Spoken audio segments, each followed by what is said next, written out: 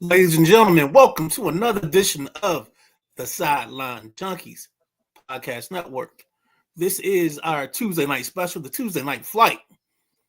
Today we're going to talk a little baseball, a little MLB draft real quick, some WNBA, some Wimbledon. I don't know if there's any NFL news. Maybe you want to talk about Trump saying that the government might get involved in this stadium thing. A little bit of something like that. With that being said, it's the Tuesday night flight. We are the Sideline Junkies Podcast Network. He is, I guess I got to go this way. He is the Gentleman Jack. He is the big guy KG, and he's going to be the host of the show, so he's going to talk the most on this show. So with that being said, I'm going to pass this to the host, KG. Hey man, I'm on airplane mode. All That's where I'm right. at right now. It's Tuesday night. I'm on airplane mode.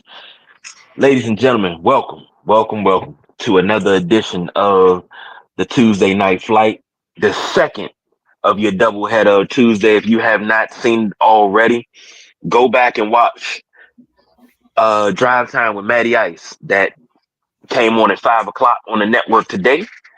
And then go back to yesterday if you didn't catch it and watch Pretenders and Contenders. Pretenders or Contenders with Coach Devon. And we got a lot coming up for you, man. It's good to be here. Gentlemen, first and foremost, the most important part of the show. How you feeling? I'm doing good, man. We on that Mhm. we on that road back to 100%. That's good to hear, bro. That's good to hear. I know it was hot as hell out there today.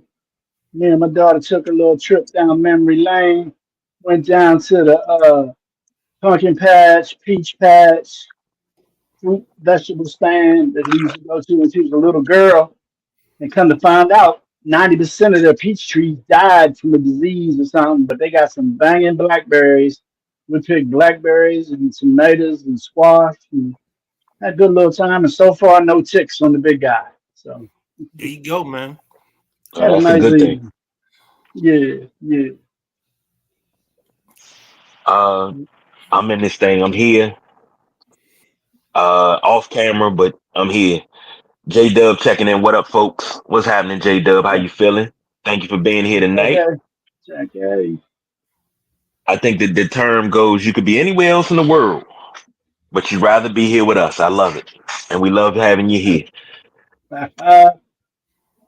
Fellas, I am Love it. chomping at the bit to get to this because I got so much to say. I got so many questions. So much to say. But the Nats fired Davey Martinez and Mike Rizzo, GM Mike Rizzo, manager Davey Martinez. This was 2 days ago, Midnight Rider? Yep, Sunday evening around 5 o'clock. And this is something we talked about ad nauseum before. Um, Shout out to Ross for breaking that news in the group because I was shocked as everybody else. Uh, Mhm. but let's go around the room, man. Let's start with you, Jack. Were you just as shocked? How did you feel about this? I, I mean, yeah, they're making improvements and stuff. I don't understand the shake up now. Um, got some young ball players with CJ Abrams leading the guys. I thought the Nats were making solid progress. I didn't, not, they're not dying like the Pirates or the Rockies or nothing. I mean, aren't the Nats just about 4 games, 5 games off 500? Or am I off on that, Midnight Rider? You're off on that. That losing streak killed them. They're like around 11 or 13 below 500 right now. Um, Oh, yeah, that's right. That's right. They did have a big losing streak. yeah, I then it don't didn't know help. Then it didn't help. They got that. swept. Yeah, nothing can surprise you anymore in sports, man. You understand rhyme or reason. But Rizzo's had time, man. And I think coach just went with him as collateral damage. So, you know, I'm not as up to speed on the Nats as Midnight Rider and maybe even KG. So, Midnight Rider, why don't you take it from here? I actually want KG to go because I want to see what his perspective is before I give I mine. Well, got you, Pop. thank you for that, because I'm raring to go. A couple of comments real quick before I go. J Dub said, "Always good, my pleasure to be here." And Coach Devon checking in. He said, "Learners are the new Angelos." Now I'm gonna take it back. The learners are they replaced Daniel Snyder as the most incompetent owners in town. You fired Davey. Now you didn't fire Davey because of the comments that was made when he got on his guys, but he was defending his guys too. Davey's a player's manager. He's a player's coach. You know that's what Davey is. Davey won you a World Series. You haven't given Davey much to work with since. You handcuff Mike Rizzo because you won't put out no money. So you fire Rizzo, you fired Davey, and I really believe what Ross said, and a lot of people believe it too. And Rizzo was collateral damage because he wouldn't fire Davey. So they was like, hell, we're gonna fire you. That way we can fire Davey. But you do this 6 days before the MLB draft. How completely stupid are you? This right here was not something that needed to happen right now. The Nationals are 37 and 53, 15 and a half games out of first in the NL East. Um, 4-6 in their last 10. I'm not saying they're out of it because 15 games can be made up over the second Woo! half of the season. They've done it, but it's hard. This team would be lucky 15 if they win games, 80 games this year. 15 games, retool, start tanking. 15 games ain't happening. 10 games, 11 games, yeah, that might be able to happen. But ain't nobody making 15 games. Well, I'm optimistic, Jack. I'm always optimistic. I mean, I'm the same guy that said the Wizards should have won 55 one year, and I said 50 to 55, and they let me down. They had four chances to win 50 and lost all four. So I'm always optimistic with these DC teams. But I know you this is are. something that could have waited. This didn't need to happen right now. This did not need to happen at all right now because you don't have anybody in the front office. You don't have anybody. You don't really have a well put together team. And this is an incompetent move by ownership or whoever approved this. This is an incompetent move. You know, I thought if anything, when back in June when Dave made the comments that went viral, I was like, well, that might be it for him. It wasn't it. Okay, move on. But this should have been an off-season move. You don't do this right now. This is foolishness and fuckery at its best. Midnight Rider, Gosh, now I'm gonna mess it up for you. Um, I thought they on mess the it up for day me. Mess it up for me. no on the day that they made the move, I thought they were idiots. Um, for the same reasons you just explicitly said that you're a week away from the draft. If you're going to do something with the manager, prior to the Colorado series was the series to do it. Then word comes out that hey, there's a thing in Davies' contract where I guess they have to extend his contract on July the 15th, um, which I knew they weren't going to do. So that puts a feather in the cap of, all right, let's just get rid of him now so you don't have a lame duck manager going down the stretch of the season. I can dig it. Um, Maybe the message in the building got stale with Rizzo and the way he does things. I mean, you just had two big pieces, a Ken Rosenthal article that thrashes the front office and talks about their failures from a draft perspective and from an ability to provide money or the resources for this team to be successful. Then you turn around and have another Mhm. piece by Barry Verluga, and I think at that point I think they just got to the point where, like, I mean, if we're this inept, let's move on now. Cut our losses. It doesn't. You're moving the assistant GM to the GM job, and that's. I mean, he's already been in the draft process, so you're not losing out on anything. There's word that there's some young guys in the Nats front office that maybe need this opportunity, and I don't think, to be honest with you, that when they go looking for a GM, they're not leaving the building. This kid DiBartolo is going to be the kid that they want to put up and see what he does, what he gives them, and then they'll decide later. This team has shown time and time again when it comes to paying people, paying front office people, um, they're not willing to invest heavily. So don't look for whoever your guy is in Tampa. Don't look for him. Whoever the up and comer is with the Diamondbacks, don't look for him. You want to find some. It's gonna be a cheap option, and they're gonna do it at both. They're gonna do it at coach, and they're gonna do it at GM. So I can see this kid, DeBartolo, keeping the job, and they ride it out with him for the next 3-4 years and figure things out. That's how I see this playing out. I don't see them going to get. There's a guy in Tampa Bay that everybody loves. I'm not getting him. There's a guy in Arizona that everybody loves. I'm not getting him. I just don't see them investing. It's not what they do. As you know how I talk about it, they're tight. That's not their type. That's not what they fit into. They always seem to go choose the lowest rung and go from there. And it's not, and I think they're going to stick to that. Like they talk Well, about some guys and like going making these Godfather offers. They don't have that in their system.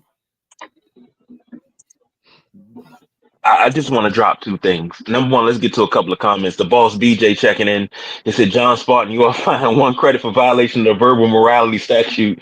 Uh, okay, well, I don't know how to use three shells, so I got to cuss as much as I possibly can. Need some TP. Coach Devon said, big mistake. And he also said, then they need. Go ahead. I saw it early when it happened, and I thought that, but I can see the workaround because maybe you want to go in a different direction. Rizzo's an old school. He's more of a scouting type of guy than an analytics kind of guy. And maybe you want to freshen up your look, and you can do it fresh and cheap by allowing this DeBartolo kid to take over your front office and make some moves.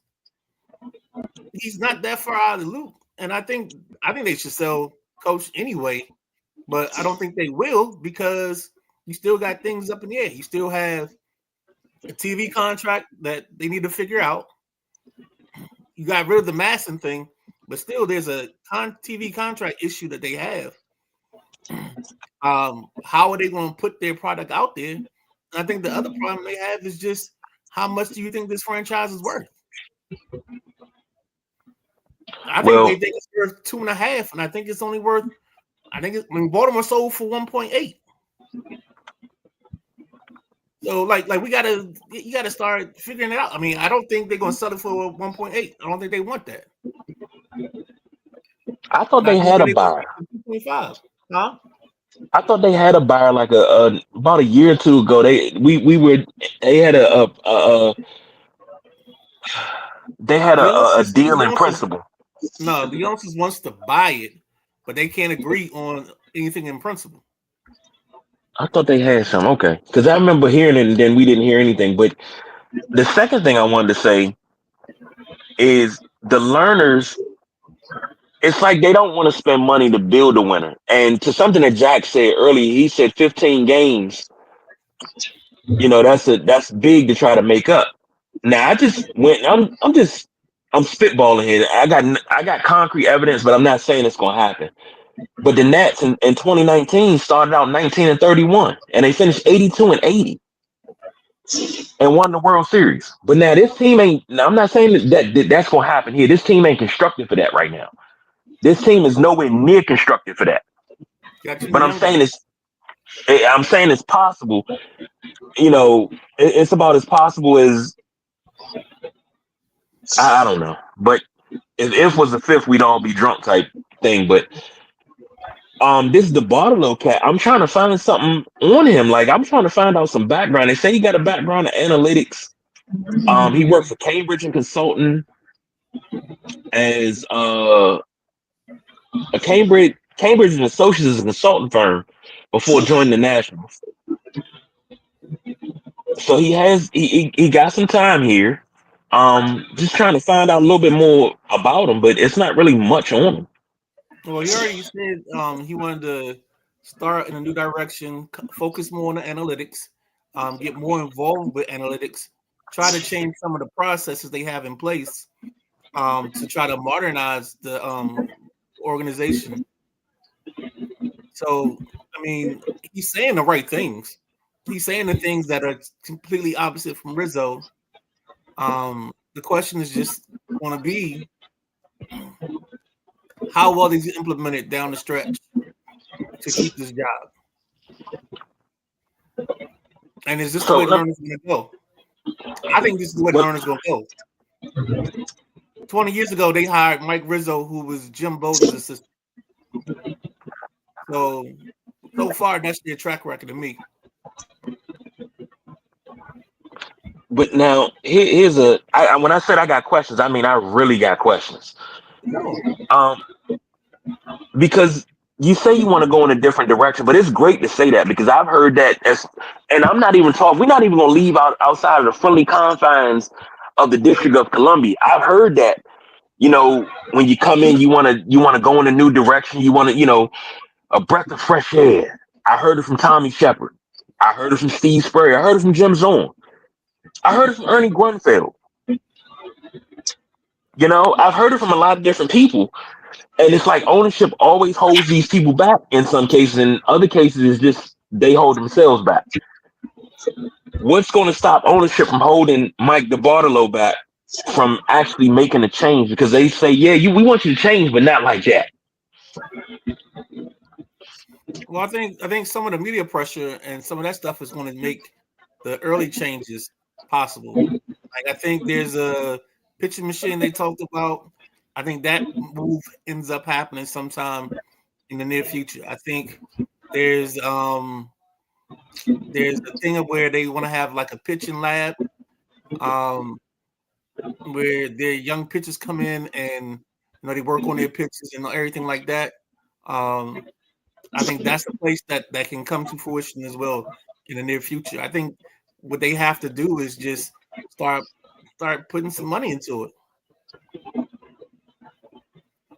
It's like let it happen, make it happen, and see what's next for them. Because they're I mean, we don't know what the Learners want to do. You're absolutely right.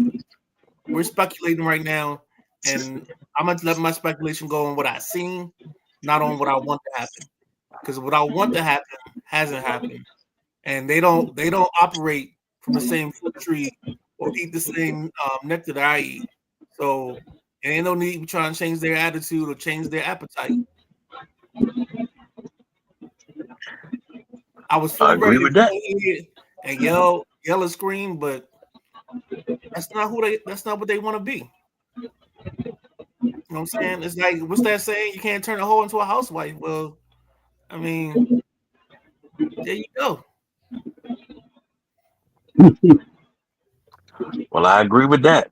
And we talked about this being right before the draft, so let's just roll right into it. MLB draft. The Nats, if I'm not mistaken, have the number 1 pick. Am I correct in my assumption there, Midnight Rider? You're absolutely correct in that assumption, sir. So, where's my MLB draft? Everybody's talking about who to pick. There's no consensus this year. No. Because even last year it was they said Skeens and Cruz, but I think because you knew who was picking first, I think you knew that the Pirates were taking Skeens because they wanted the arm over the bat. And that's how I feel. I feel you take the arm over the bat because you can always develop bats. These guys that are these once in a lifetime supposed arms, those are guys you got to take a chance on. Those are guys you got to take a shot at. So like right now, no, I'm gonna let you go ahead. I'm sorry. What else you got, AJ? Oh no, I got questions. That's all I got. I wanted to see if Jack had anything because I'm looking at these guys. It's Cade Anderson. I think he's what is FV tier? Say what? I'm looking at ESPN. It says that the 55 FV tier, and Cade Anderson's number one. Left-handed pitcher out of LSU. That's Oh probably yeah, yeah, yeah. that's probably some analytical term that they got. Don't ignore that. Yeah, I Okay. know what I mean. Yeah, Uh, ESPN's got the top four right. I just don't know if they got the order right. okay, because Ethan Holiday is number two, shortstop out of Stillwater High School in Oklahoma. He committed to Oklahoma State. Number three is Eli Willits, shortstop, Fort Cobb, Broxton High School in Oklahoma. He committed to Oklahoma. And number four is Seth Hernandez, right hand pitcher out of Corona High School in California. He committed to Vanderbilt. Um, if you're the Nets, gentlemen, I throw this to you first, Jack, because you've been quiet over there. If you're the Nets, are you going uh, a position player, or are you going to go ahead and take this pitcher? Number one, he got a 55 out of 50 on his fastball, a 55 out of 60 on his slider, a 45 out of Mm-hmm. 50 on his curveball, and 50 out of 55 on his changeup, and his commands are 45 out of 50. Uh, but you being the talent, one of the talent experts sitting here, what would you pick? Well, since spring training, everyone was saying Jackson Holiday, Jackson Holiday. I'm sorry, not Jackson. What's his brother's name again? Ethan Holiday. Ethan. Ethan Holiday. Since spring training, everybody, Ethan Holiday's number one pick. Ethan Holiday's going to be Ethan Holiday. But I think the train is going around the curve now, and I think they're going to lean toward getting that pitcher. Um, I think Ethan Holiday could possibly be a once in a lifetime player. They say he's better than his brother, and little brothers usually are. So I think the Nats are going to take that big on from LSU, where I see it. But other So than that, go ahead. no, I want you to finish your thought because I'm saying, other than that, I haven't looked into the draft too much yet. I heard they're doing something new. Are they going to incorporate the draft around or in the All Star well celebrations? they moved it the last 2 years to be around the All Star break. So now on the break, I think it's either the Saturday or the Sunday. That's when they have the first round of the draft. So they kind of do the red carpet, have the first round picks in the building. Let those guys, some of those guys show up, some of them guys don't show up. The most infamous first round ever is the first draft that was on MLB TV because the only person to be in the studio audience that year was a young outfielder from Philadelphia named Mikey Trout. So he was the only person to actually come on stage and come on camera. So it's grown since then into a little bit of a phenomenon. It's not, of course, not quite NFL or NHL or the NBA, but it's growing. Go ahead, Jack. But why? I don't understand why Major League Baseball has their draft during season. None of the other leagues do that I can recall. Right, but this is the only time you can really get to the kids because this is their off season. So you got kids in Yeah, high school baseball, college baseball. I mean, when do you start? When do you draft them? You know what I'm saying? This is the best window to draft these players because now what you can do is if the kid thinks he's ready or wants to go straight to the majors, you've got at least a month or two of the kid playing maybe either A League or maybe, right. you know, low A Cape Cod League, and then possibly if they're good enough, you might have them send them to Arizona to play Arizona Fall League. Because what you're trying to get them to do is get as many at bats with a wood bat as possible. Oh, I know that. But didn't they used to have the draft in late April, May? Not that I know of. I thought it was always Okay, December. okay, They may have had it a little bit okay. earlier, but I think the whole focus was to get it around the draft. Um, and I mean, get it around the All Star weekend to make this All Star weekend kind of a big thing or a big deal. So they may have had it in May and they may have had it in August. I don't remember the exact date that it used to happen. Yeah, okay. It's I never really paid attention to the Harper draft. There's certain drafts that you pay attention to, but the MLB draft, I guess you don't pay attention to it as much because you don't see many of these kids for a few years. You Right. know, you don't always get them captives straight to the league. I mean, hell, Harper didn't even go straight to the league. He did a couple years in the minors. So I guess that's why I don't check out MLB draft as much. Yeah, I mean MLB and NHL are the two drafts where you have the biggest window from when they get drafted to when you actually see them on the professional stage. And speaking of that, I think one of the kids that's going to be interesting is that Seth Hernandez kid, the kid from Corona. Uh, he's a plus pitcher. His only issue is he's a right-hander, and um, and he's a high schooler. I think if he's a right-hander Okay. and a college guy, I think he might be um it'd be more applicable to try to make that move for him. But because he um isn't that old, I think they're gonna be a little cautious on him. But he's one of the risers. Like in the last month, I used to see him around 10. Now I see him at 5. I've seen him at 3. I've seen some people Okay. say that should take him. So, but I think the kid that makes the most sense is Cade Anderson, and you gotta give Cade a pat on the back. That guy went and had him a great College World Series and actually moved himself up the draft board considerably. Like we wouldn't be having this conversation about him or Liam Doyle, the kid from Tennessee, if it wasn't for their College World Series. Okay. Is any of them from Coastal Carolina boys going to be coming up high in the draft, or do you know anything about that? Am I right? No, I don't remember Coastal had seeing a hell of them. a year. I don't remember seeing them that high. Let me see if Okay. I can find one.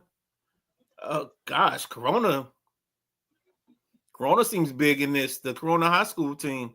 I think they're up for Yeah. maybe setting the record for the most high school kids drafted in the first round.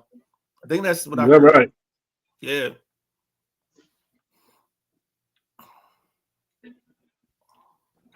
Well, we got a couple of comments, gents. What? So, Anthony checking in. What's happening, Anthony? Glad you could join us. And you right on time because I know you're a baseball guy too. He said, I'm projecting within 3 or 4 years, the MLB is going to eliminate international free agents for Latin American players and put them in the draft. I Wow. mean, it used to be you go to Mexico, Honduras, Puerto Rico. You go to these places and you grab these guys yourself, man. That's the way it used to be. The hell with a draft. You saw a Right, but kid. but Go ahead. that led to they had several scandals. Um, the Nats had involvement, and that's part of what got Jim Bolden out of here. There were some scandals around that, so the international draft came as a way to help police the international draft and make sure we weren't taking advantage of these kids. And actually, there's a lawsuit out there right now of some guys that worked with international players, and they're being sued by the international players. So you gotta be careful on that, man. You don't want this international draft to go because there's too many predators out there for these guys to deal with, man. Funny you say that. Anthony also says, but still keep the posting system for the Asian players because they have already signed professionally. He said Jose Fernandez debut as a teenager. He was only in the minors for 6 months, I think. Yeah, but I mean, Jose Fernandez is one of a kind. Um, I still think the Marlins organization is still rocking from his passing away, because you could have done so many things with him to secure that future, that franchise. You could have signed him and made a commitment to being good for a period of time, or you could have moved him and tried to get you like the haul that we got for Soto to really redirect and re-energize your organization. Go ahead. What's this? No, no, no. I'm with you. And he said, Anthony said, for my Marlins, do you guys see us going over slot, under slot? And if we go under slot, do we go high school prep at college bat that has gotten a ton of potential that are still a teenager? So Anthony, the question is better asked to you because that's your team. Um, I don't know if they're an underslot or overslot type of team. And if they are, will they make it up later on in the draft? So basically, what he's asking is when the team picks a player, there's some players that will sign for, you'd have to sign them for more than the slotted amount of money for that pick. And are you willing to do it? And some teams won't do that. What they'll do is they'll take a lesser talented player and a kid that's maybe a little bit further off, like a high school prep kid, sign him for just a little bit under because they know the next guy they're drafting is going to be a college bat. They may have to go over slot for him because there is a cap for college draft. So you have to kind of make the money work. So that's why you get teams called overslot, underslot.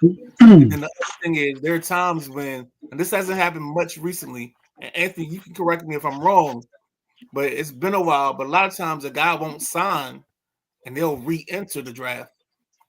I think the last guy I can think of doing something like that was Rocker because he didn't get the money he wanted.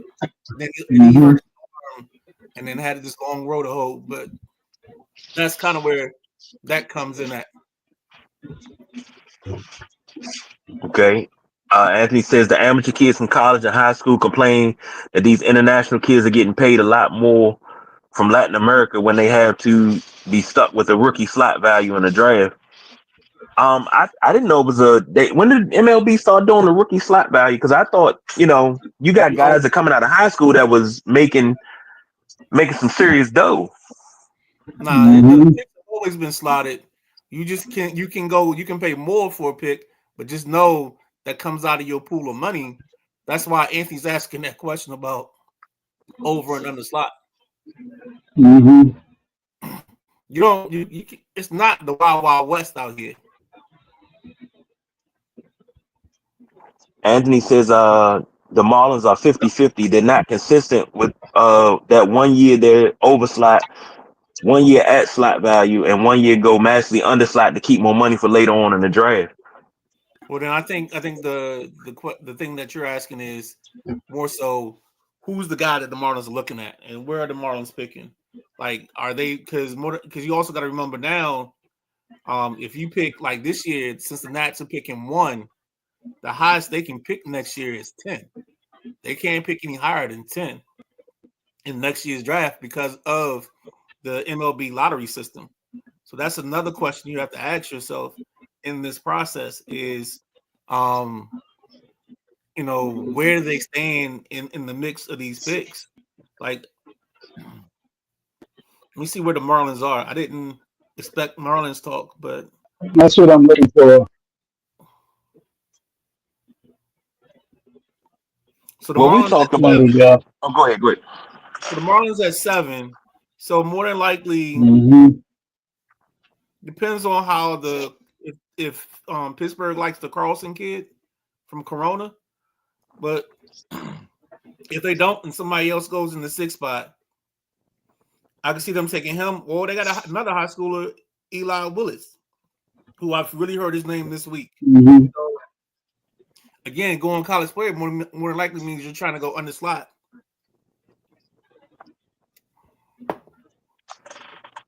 So, all right.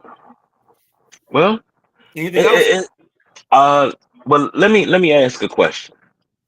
If you had to pick a guy in this draft, now here's a guy. You had to pick a guy right off the top of your head, no thinking about it. I need a bat. I need power.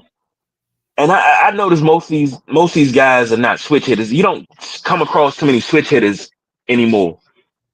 But I need a guy that can hit. But I want a guy that can hit from both sides of the plate. I want a guy with Mickey Mantle type power.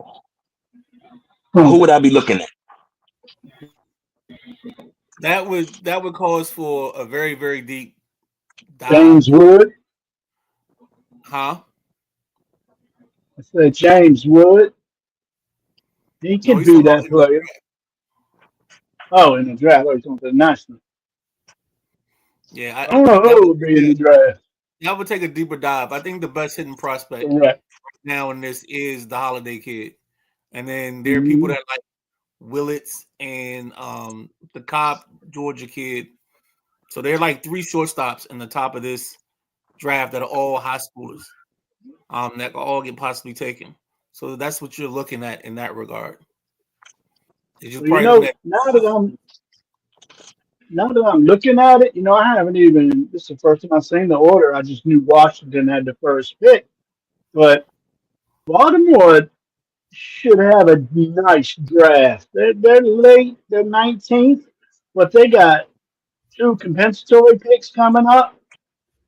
Actually, three, and then they got two more coming up after the second round. I mean, Birds could come out of here with 5 or 6 ball players, maybe more. questions will be: are you going to want to sign them? And Uh-huh. then where the kids get drafted at again? Are they going to want to sign? Because some of these kids use Hmm. this draft to set them up either for next year or 2 years later because they'll take the Right, college scholarship and they won't right. sign. Hmm. But the 4 or 5 compensatory picks could really help them out, though, instead of just getting one every round. That's true. But you And got to think about that also, those four compensatory picks open you up to four guys making a path to the majors. And like, you don't really hear a teams having a draft where like their top three picks made it to the major leagues all at the same time. You know what I'm saying? yeah, Like the nope. success rate is very low in baseball. Um, so you can have a team like the Yankees with Cashman go 20 years without a prospect until like Aaron Judge and the GM not come under, you know, any strife besides by the diehards. You can have it like with Hmm. Rizzo. I mean, Rizzo made a plan that during that run in 2012 to 2019, they weren't taking any developmental players. They weren't taking in a high schooler. Everybody was a college pitcher or a college hitter, and they were trying to get that Right. quick turnover. And the problem was they just didn't get the quick turnover. You know what? It's funny you said something about Aaron Judge, and you said about uh taking a player and then the whole, the fan base turning on the GM. That's what's happening in New York. You know, I lied to you not. I seen a post and it had Brian Cashman up there. It was like fire him, fire Aaron Boone, fire the whole coaching side, for everybody in the front office, and let's try to get this thing back on track. But I'm like, we got to be realistic, people. Now this is coming from a Yankee fan, so this is a little bit different. As Yankee fans, we were spoiled for a long time, from '96 to I say about 2009, 13-year run. We were spoiled. We were really, really spoiled.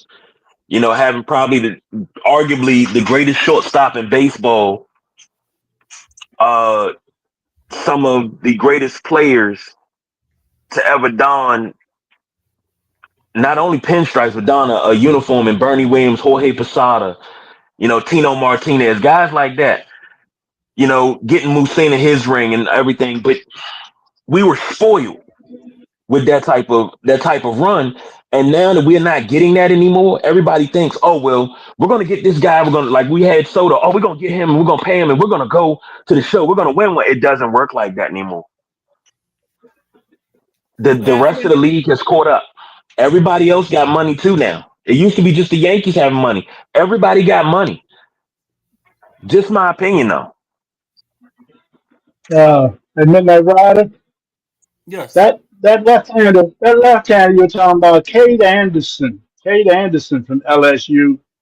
And another nice pitcher is that boy Liam Doyle from Tennessee, the big All guy. right, so Uh, Doyle was the kid that I was talking about probably 2 or 3 weeks ago because I thought he might have gone first.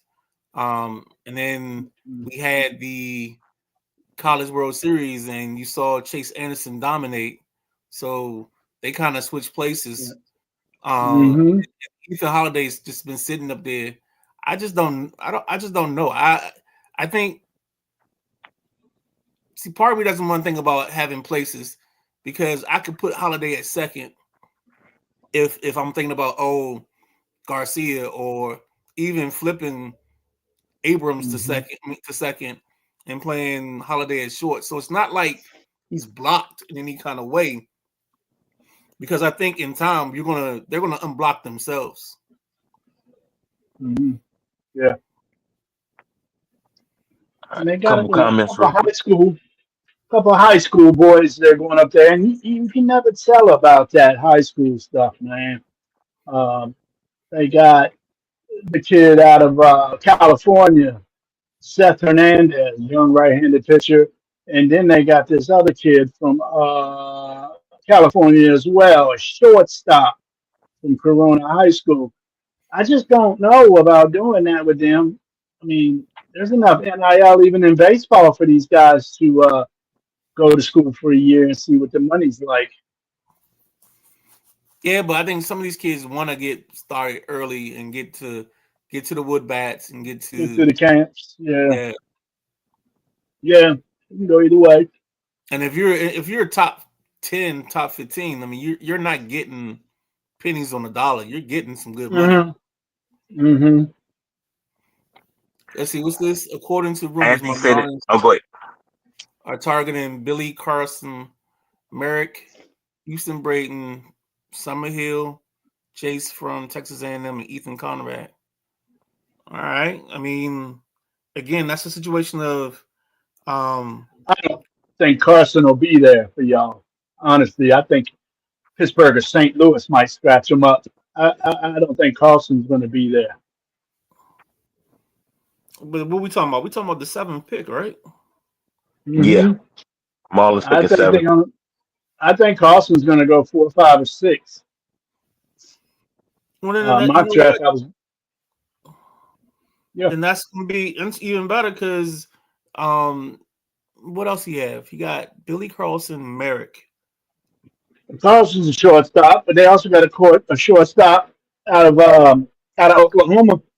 I think his name is Willits, E.B. Willits. He's a Yeah, shortstop as well. That's pretty crisp.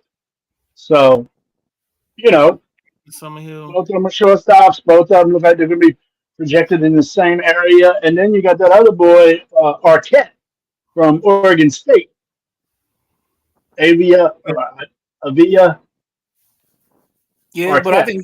I think he might be gone before then. But again, we get into semantics of something we can't control because we're talking about because if somebody loves a pitcher and the pitcher comes up in front of that, that's going to change this whole draft order.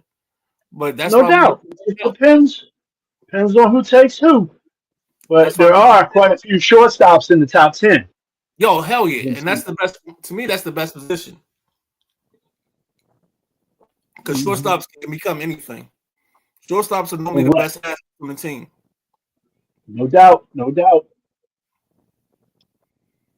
So it's going to be interesting.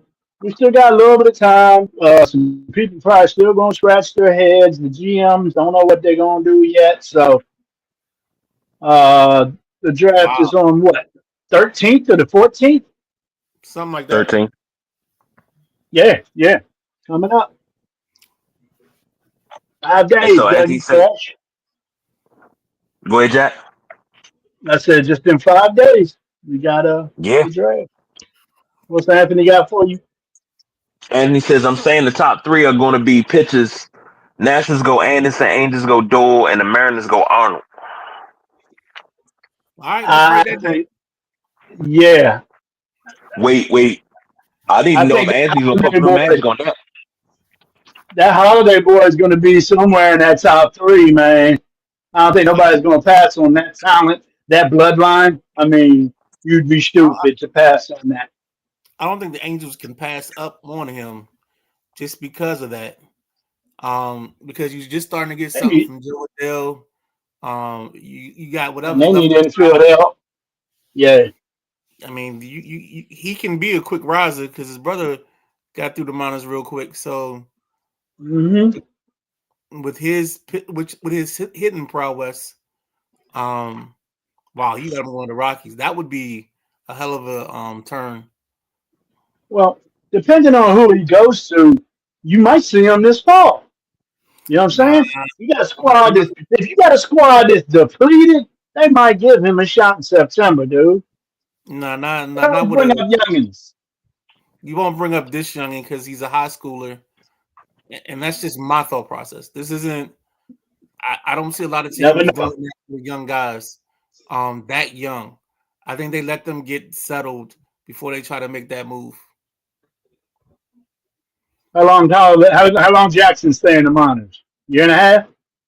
He stayed about a year, and then he came up, and when he did come up, they had to send him back down. He flopped. Yeah, yeah. At But least not he took unless it you like a don't flop man. it. Well, he took it like a man and he worked hard, buckled down, and look where he's at. He's an all-star. Yeah, I'd but like to still, talk about that too. I just don't want to. I don't know if you want to take that shot, and definitely, um, let's go ahead and just throw All Star into the end of this. Um, We got time for that. We can do that Sunday, Thursday. okay, Also, game's next Tuesday, right? yeah. So let's do Sunday. Yeah, Okay, I'd love to get we into talk it. MLB All Star Game on Sunday. Yes. Yeah. So, quick question before we move on. If the Midsummer's Classic is Tuesday, I got until Tuesday. We gonna do a watch party. Have everybody come on in the studio and we pull that thing up, put it on the screen, and just have a watch party for a little while. I Get a mean, watch party on the home run derby. the way everybody's Definitely. Was internet it been Monday night? working, the way everybody's internet been Huh? working, I don't know if we can do a watch party and keep everybody on the same. Yeah, because the internet ain't internet these I'm up days. for whatever. Well, let's put something together. So everybody listen. Let's put something I'm up together, for man. whatever. We get together, do And if we don't, something. at least do picks. Yeah, let's do picks. Anthony said I have a name. I have a name going to the Cardinals at number 5. Anthony Hernandez. Hernandez. Yeah, Hernandez. All I, right. I mean that's great. I mean, I Possible. just this draft this isn't like the NFL where like Anthony. I'm gonna take your word for a lot of this right now. Um, if that's what you like, that's what you like. Um, I've seen a couple drafts earlier and haven't seen some of the same results, but I mean, we won't know until, like you said. I mean, again, the big part about this is signability. Do you think you can get the kid signed? And if not, what's next? So what's the best option? So that's also a factor into all of this. Yeah, you have to break them off too. Top 7, 8. You know what I'm saying? Yeah. Right. Uh, Looking at a couple of MLB scores, the Orioles are down 2-1 to the Mets in the bottom of the sixth. Tigers are up on the Rays 4-2 in the bottom of the eighth. Yankees and Mariners are scoreless, middle of the fifth. Mm-hmm. Red Sox up on the Rockies 4-0 in the top of the seventh. The Marlins, Anthony's Marlins, 10-1 over the Reds right now in the bottom of the sixth. Woo! Put a Pirates and dime Royals on 'em. tied. Yeah, they getting it in. Pirates and Royals are tied one apiece. In the bottom of the sixth. Twins up on the Cubs 2-0 in the bottom of the sixth. Brewers up on the Dodgers in the middle of the fifth. Blue Jay, they up 2-1. Blue Jays 5-0, middle of the fourth over the White Sox. Nats game is delayed due to the storm. And Matty Ice's Guardians up 2-1 on the Astros, top of the third. That KG. is your yes, sir. I think the Mets hung a big old number on the Yankees last week too, didn't they? Woo, cookie. If I'm not mistaken, I believe they did. They beat them 12-6 on Saturday. Yeah, but I think that the day before, the day after, they beat them like 18-2. Because I used to get They geeked beat up for them. the Subway series. That was 6-5. Let me see. What Oh, was Sunday? I do too, man. I get heat up on it just because like I say, now we got the Nationals for the past while. We had our chance for a Subway or a Parkway or a Beltway series, and I always like the New York Subway series because of that.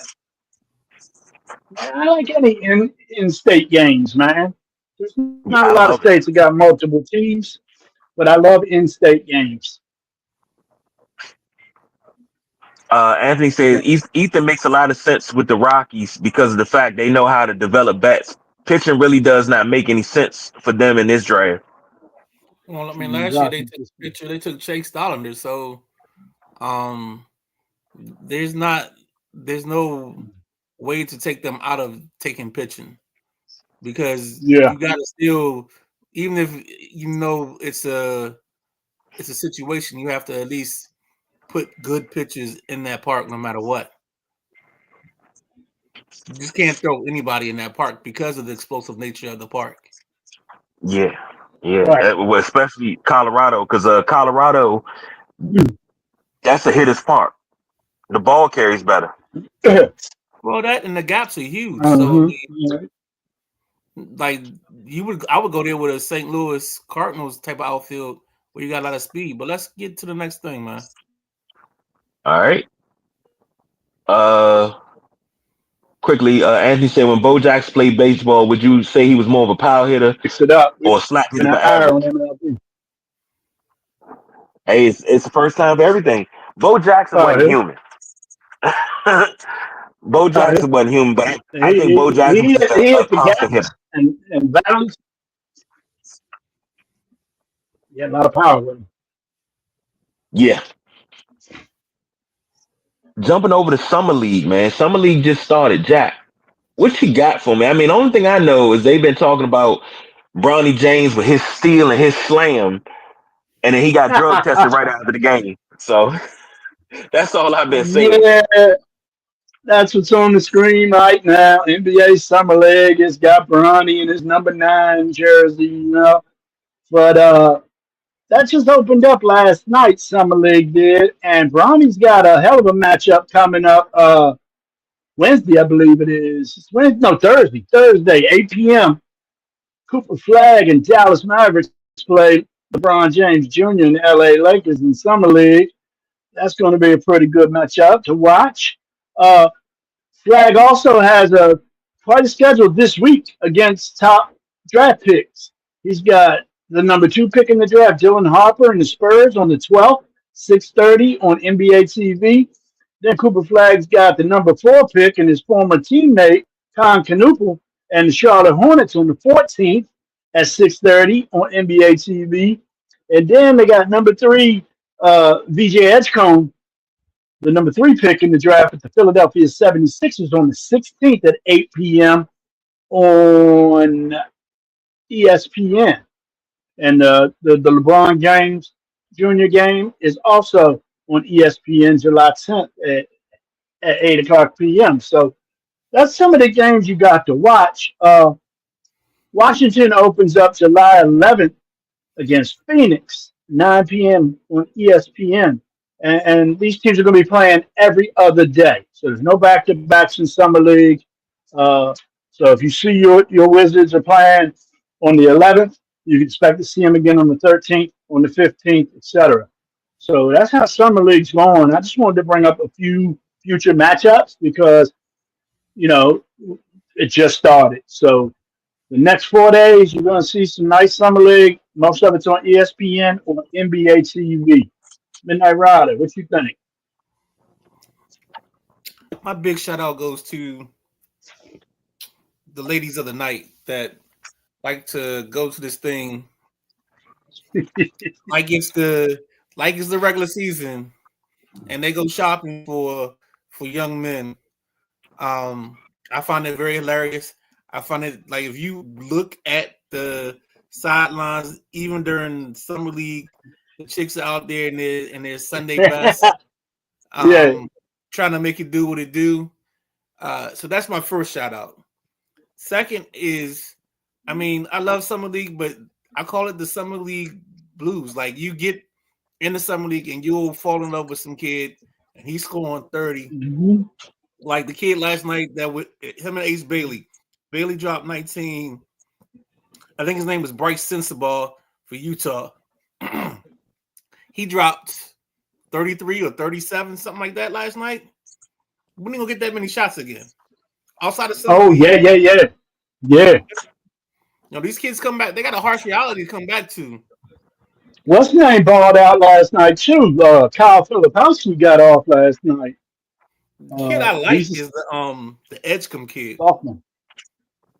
Really, I I like. don't know much about him.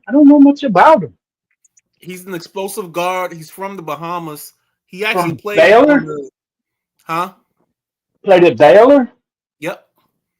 Okay. Very explosive guard. Can shoot it. Um, can get off the floor. Active Oh defensive, yeah, willing defender. yeah. Willing defender. Mm-hmm. So I mean, yeah. But I'm Ace, gonna say Ace this. Bailey, Go ahead, Jack.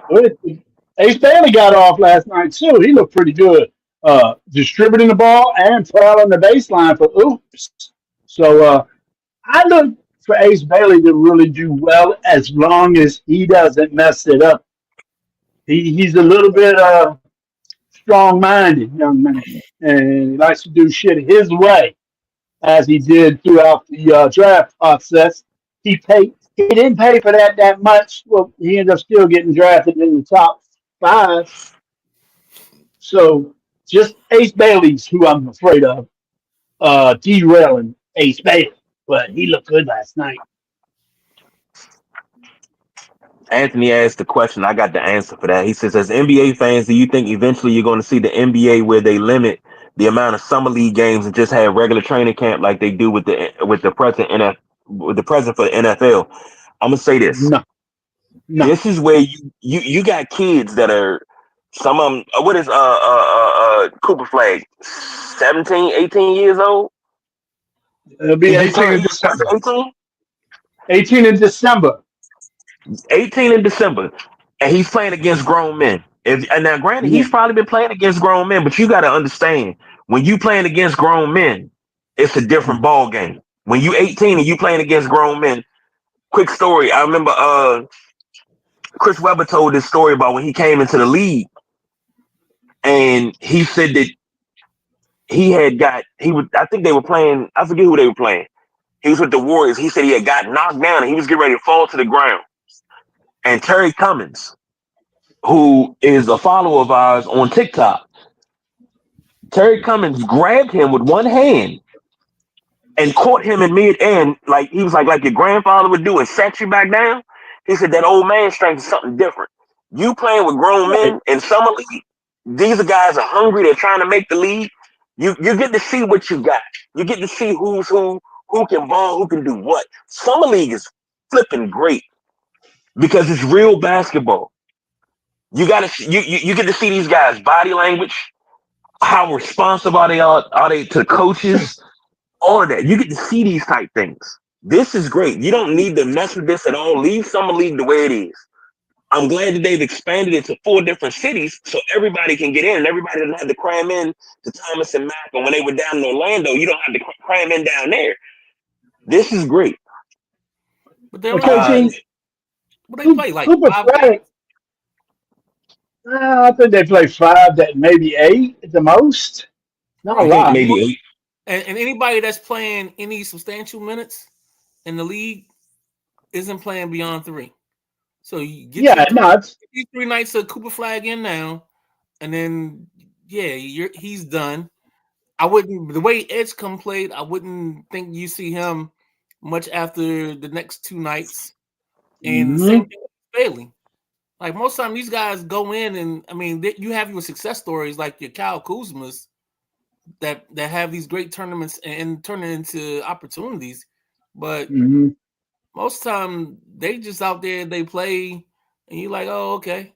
And the kid that averaged 30 in summer league barely gets an invite to camp, and then he's gone before camp ends.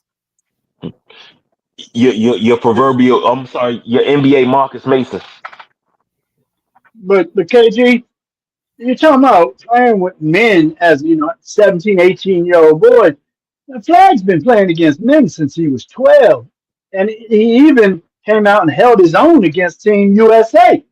So I don't think he's going to have a problem adjusting. I mean, it may take him two, three, three at the most to be, but he's got a lot. I mean, he can be the best basketball player he can be by 23, 22. And, ain't nothing wrong with that. I'm saying you, Cooper Flag's going to be okay.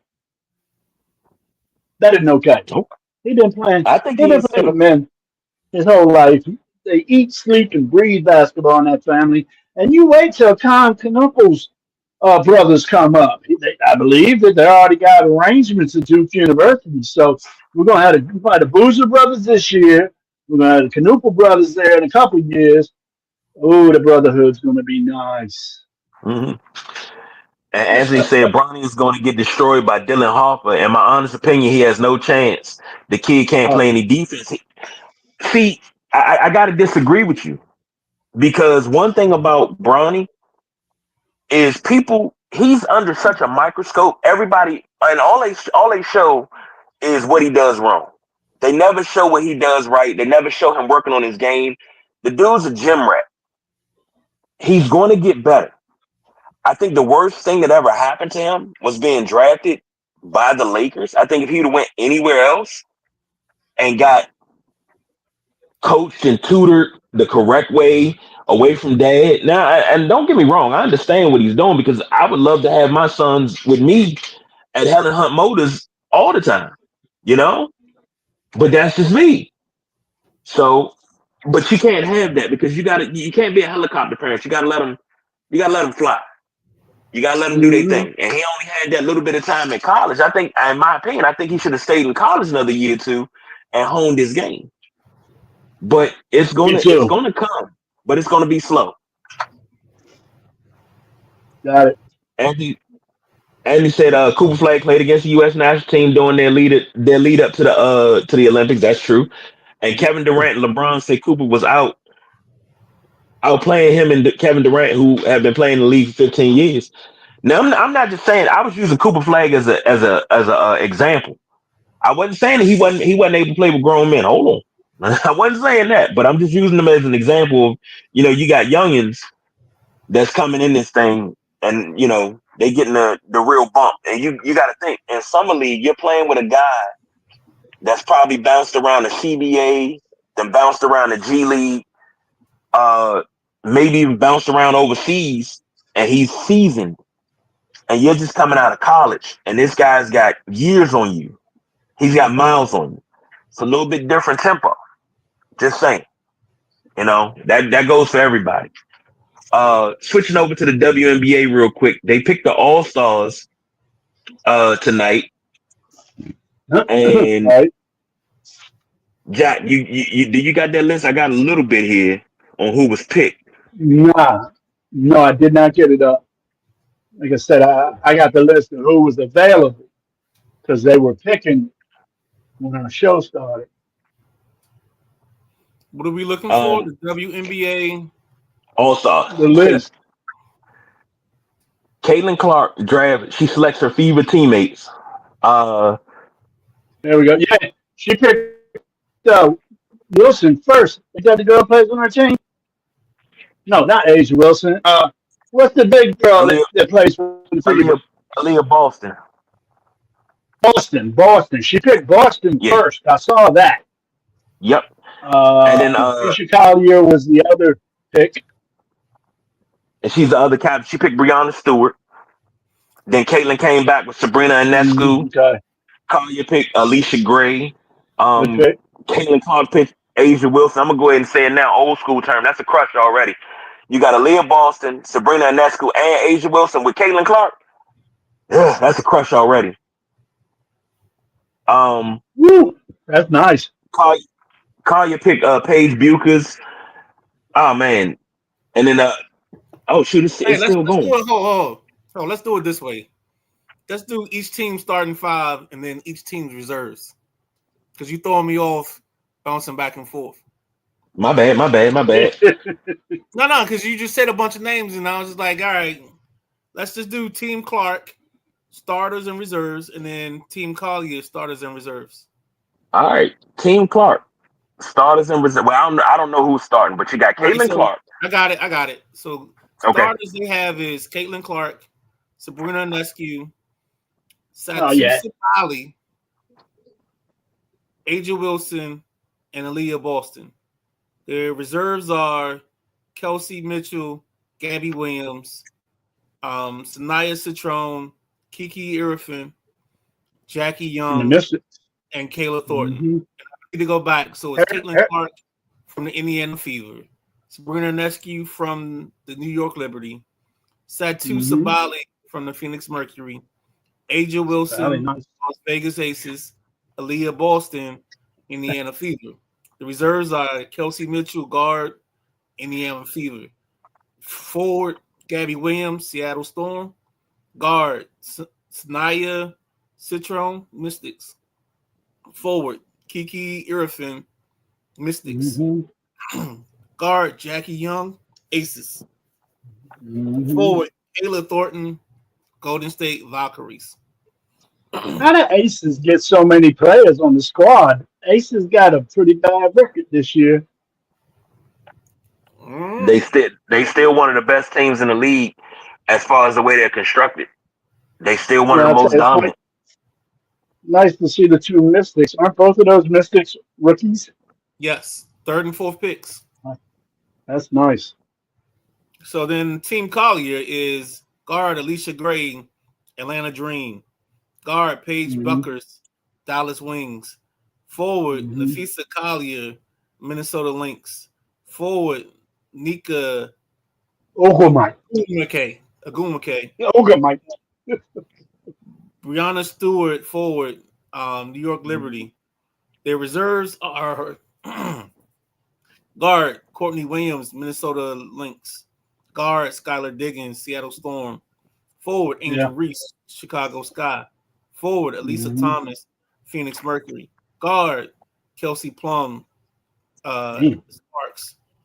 Guard, I'm guessing this is Ryan Howard, Atlanta Dream. I would have taken Plum over Stewart. Mm, I I like. digress. I'm I'm I don't surprised. think Stewart's all that. I think I'm that girl surprised Angel Howard. Reese went so low. Yeah, that did surprise me too. But she was listed as a reserve, right? Or was she listed as a possible starter? Nah, she was listed as a reserve. I just thought That's she what would I thought. go a tad bit higher, but eh. Yeah, she went. Was she 13th? Yeah, but not it. Both of them starting squads look good, but I lean towards Clark's squad because her and that girl. Oh, what am I saying? Her and that girl Boston. They've done gotten their. They got all their mixtapes straight, dude. They ready to just they go to work now. They know each other like white on rice, man. They know each other now. Can you imagine if they can keep Boston and Clark together for 5 years? I'll tell you, I think you can get a championship over there in Indiana. Okay. What's their I'm not record doubting now? you. Not doubting you at No, all. no, no. I'm not saying you are. But what's Indiana's record right now? You know, Indiana had that day spell when Clark was out. Yeah, they They won. 99. They 99. Clark's coming back tomorrow or Thursday, as far as I know. Uh, she's got a big matchup. The Paige Buchers matchup's coming up. They moved that game to Mavericks Arena, the Mavs Arena. So it's I believe it's the first matchup between Caitlin Clark and Paige Buchers. That should be pretty nice. And shout out to the Indiana Fever. They won the Commissioner's Cup. We Oh didn't. I yeah, don't think we talked about that. They won the Commissioner's Cup. So shout out to them. Congratulations. The WNBA All Star Game is Saturday. Next Saturday at 8:30. So What's a all the commissioner's stars will be cup? in the building. it's their Basically, version of the in season tournament. yeah. Oh, That's what that's where the NBA got the idea from. That's what Yeah, they ripped off the idea from them. But it's to me, but the WNBA's got WNBA what? does it better. 10 teams? 2, 3, 4, 5, 6, 7, 8, 9, 10, 11, 12. 13 teams, and you're doing an in-season tournament? They've been doing it for the last 3 years, and it's one of the highest rated. It's one of the highest rated things that they have. It works for them, Well, good for and the them. NBA I thought it don't was going to care. work too. But I hope the NBA does away with it because it does not make sense in No. the NBA. But just my opinion. NBA's just gonna keep on doing that. because it's Adam Silver's thing. Yeah, Hmm. It's that's why Well, the that's his teams baby. it's why the teams hung banners is because it's his thing. You don't hang you hang championship banners. You don't hang Commissioner Cup You or can you can keep you can playing. keep saying that, but I'm telling you right now, because it's the commissioner's thing, you're going to hang a banner, whether you like it or not. It's the bottom line. The commissioner's all about it, and so the You commissioner. know what that sounds like to me?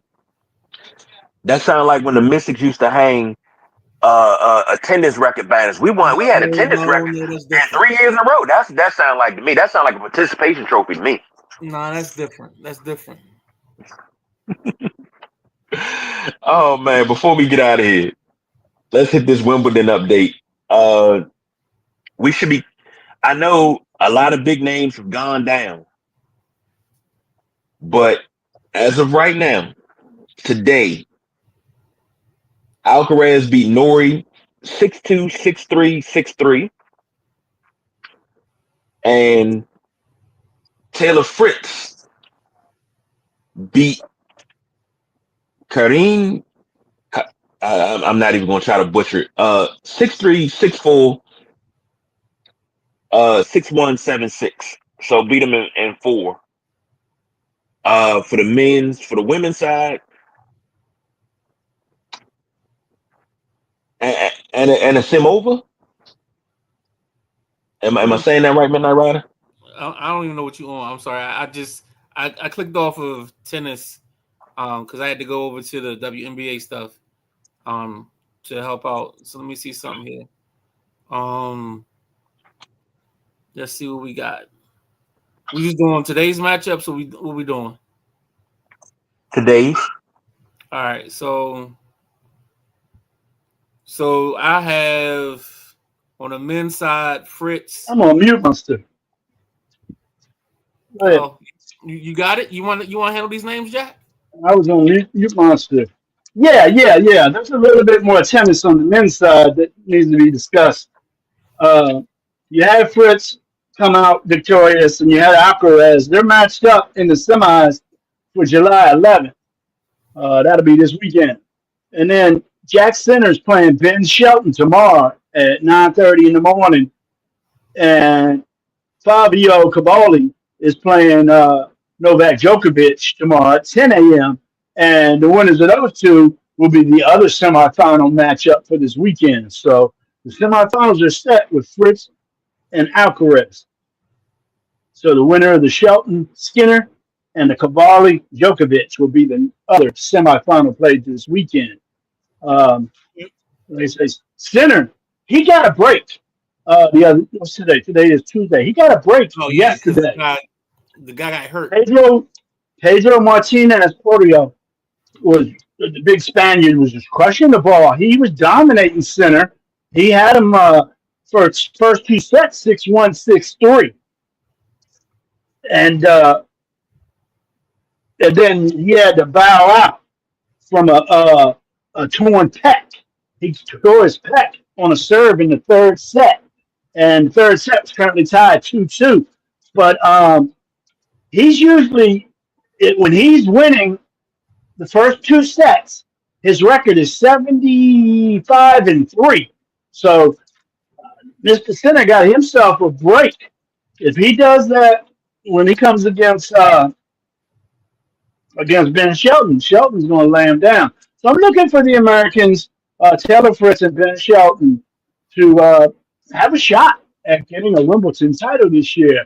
I think Djokovic and Alcaraz are the two standing in the way. I think something's wrong with Sinner. I'm not sure what it is, but he was very graceful in accepting that match due to an injury to his opponent, and I thought that was good sportsmanship. But damn, just tough for the big guy.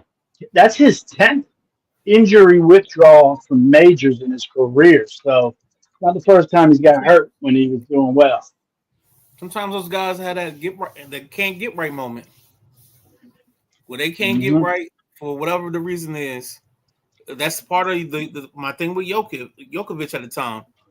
Like he would just be down 2 sets, and all of a sudden, he'd just give up, and he wouldn't give up. But well, I'll say it this way: in my mind, I felt like he gave up. He might not have given up, but he just flailed at the end of Hmm. it. Yeah, But that's yeah, definitely true. And then over on the ladies' side, half of the semis are set right now. Uh, woo, we're gonna call this Arena Sabalenka, Sobalanka Sabalenka.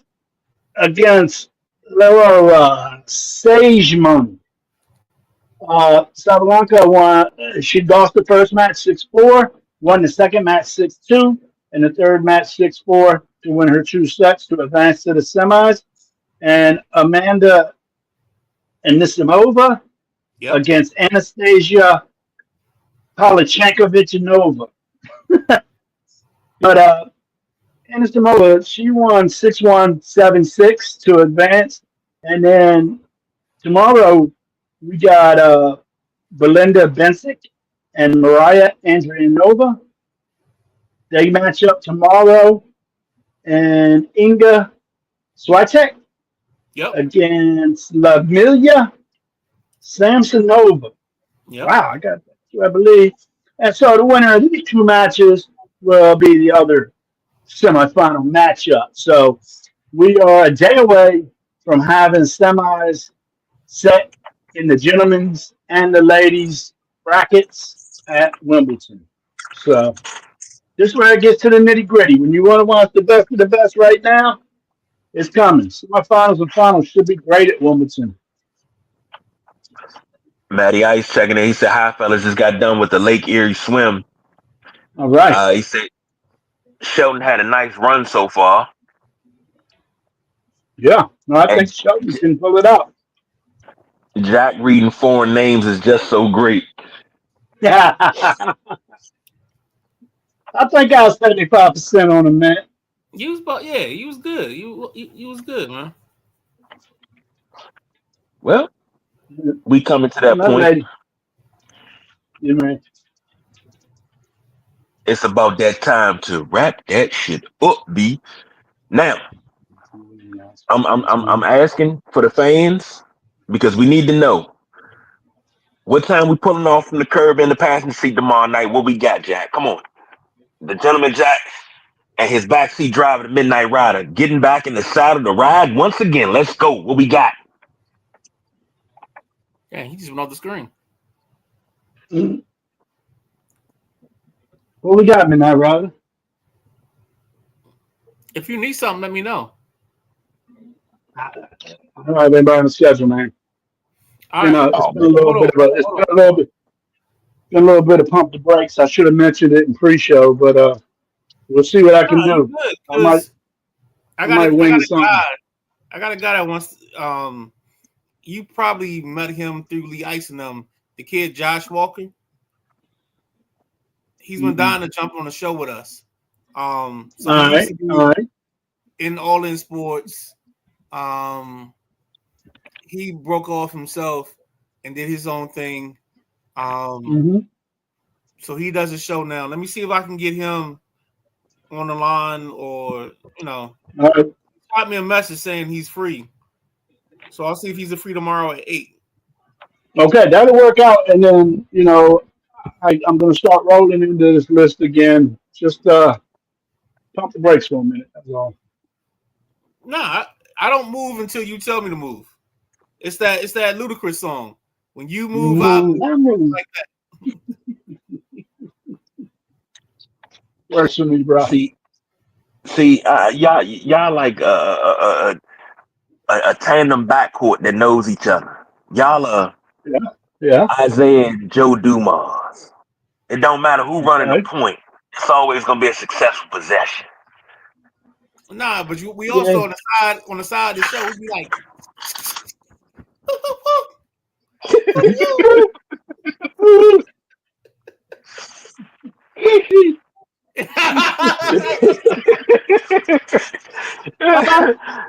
Hey, Jack, can I see that? Yo, I came down. I hit Jack with the he.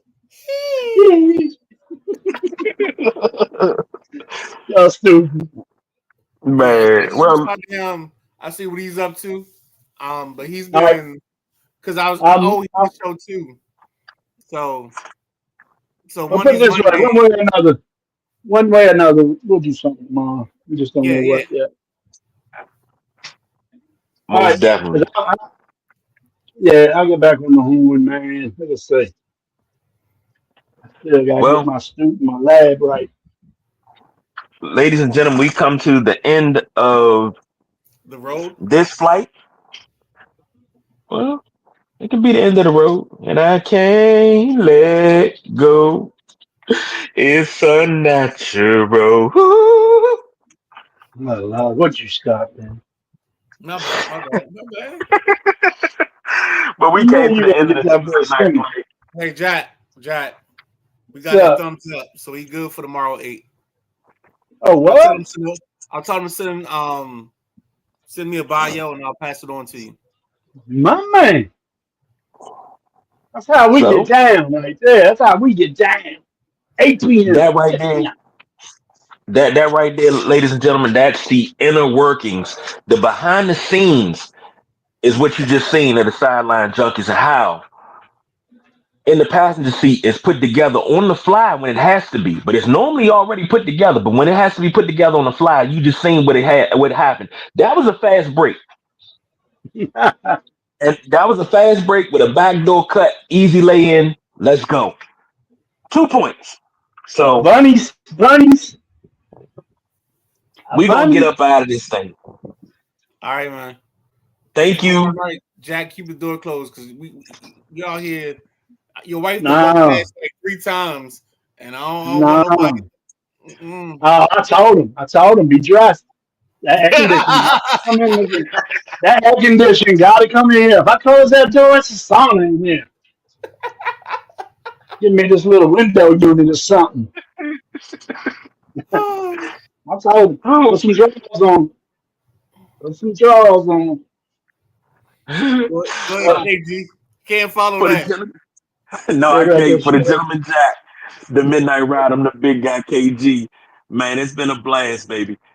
Tomorrow night at 8 o'clock in the passenger seat. Make sure you there. But we are Yeah. out of here.